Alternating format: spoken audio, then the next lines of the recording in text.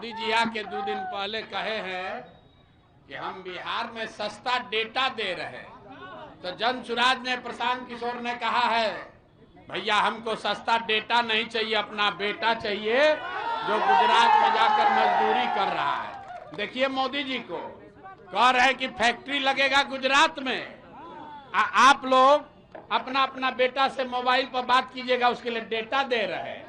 बारे भाई हैं, वोट बिहार का, अब फैक्ट्री लगेगा गुजरात में। तो राजद वाला वही है, ये लोग शेर बूढ़ा हो जाएगा तो दूध नहीं पिएगा, मांसाहार ही करेगा। तो ये अलग अलग लालच दिखा रहा है कि बिहार की जनता उसमें फंसे तो फिर अपना अपहरण रंगदारी वाला जंगल राज चालू करे। 14 नवंबर को इस देश में लोग बिहार में एक नया राजनीतिक इतिहास लिखा जाता हुआ देखेंगे। और 30 बरस से जो लोगों की यहाँ राजनीतिक बंधुआ मजदूरी है, जहाँ लालू जी के डर से लोग नीतीश भाजपा को और भाजपा के डर से लोग लालू जी को वोट देते हैं, उस युग का अंत हो रहा है। बिहार में अब नया विकल्प, बिहार में एक नया विकल्प बन रहा है और वो विकल्प किसी नेता का नहीं है, किसी परिवार का नहीं है, किसी जाति का नहीं है, वो बिहार के बच्चों का है। अभी आप देखिए छठ है, इसी गरीब बिहार में छठ के मौसम में कितनी खुशहाली दिख रही है, क्योंकि सारे युवा बच्चे अपना घर, अपना काम धाम छोड़कर घर आए हैं।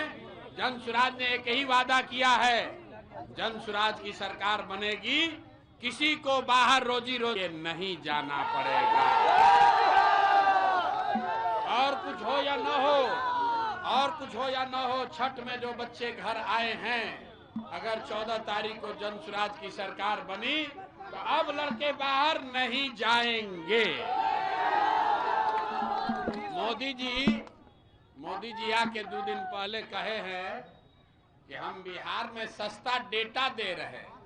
तो जनसुराज ने, प्रशांत किशोर ने कहा है, भैया हमको सस्ता डेटा नहीं चाहिए, अपना बेटा चाहिए जो गुजरात में जाकर मजदूरी कर रहा है। देखिए मोदी जी को कह रहे हैं कि फैक्ट्री लगेगा गुजरात में, आप लोग अपना अपना बेटा से मोबाइल पर बात कीजिएगा, उसके लिए डेटा दे रहे हैं। बारे भाई हैं, वोट बिहार का, अब फैक्ट्री लगेगा गुजरात में। अब बिहार का आदमी अपना बाल बच्चा का चेहरा देखने के लिए इनका सस्ता डेटा लेके मोबाइल पर मुंह देख रहा है। तो बदलना चाहिए कि नहीं बदलना चाहिए? ये भीड़ इस बात का गवाह है कि लोगों ने तय कर लिया है कि अब हम लोग को कुछ नहीं चाहिए, सबसे पहले रोजगार चाहिए, पलायन बंद होना चाहिए, छठ दिवाली होली सब अपने घर परिवार के साथ मनाना है। यही इस जन सैलाब और लोगों का समर्थन यही बता रहा है।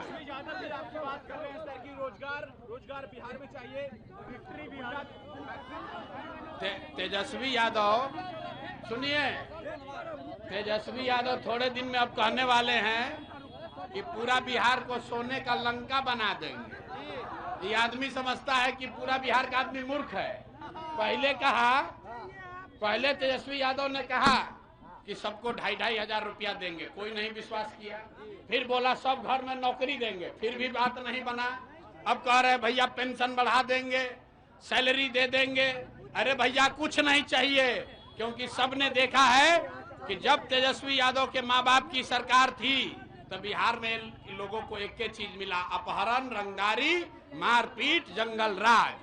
तो भैया हम रोज बताते हैं, शेर बूढ़ा हो जाता है।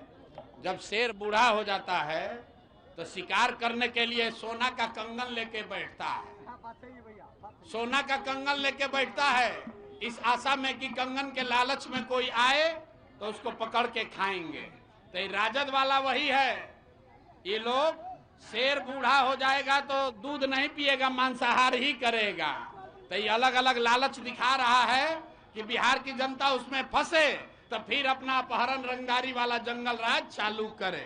कोई बिहार की जनता तेजस्वी यादव को सुनने वाली नहीं है। लड़ाई सीधा एनडीए और जनसुराज में है, मोदी जी में और जनसुराज में है, एनडीए और बिहार के युवाओं में है। तय बिहार को करना है। कि बिहार का लड़का गुजरात में जाकर मजदूर बनेगा कि बिहार में अपने पैर पर रोजी रोजगार करेगा।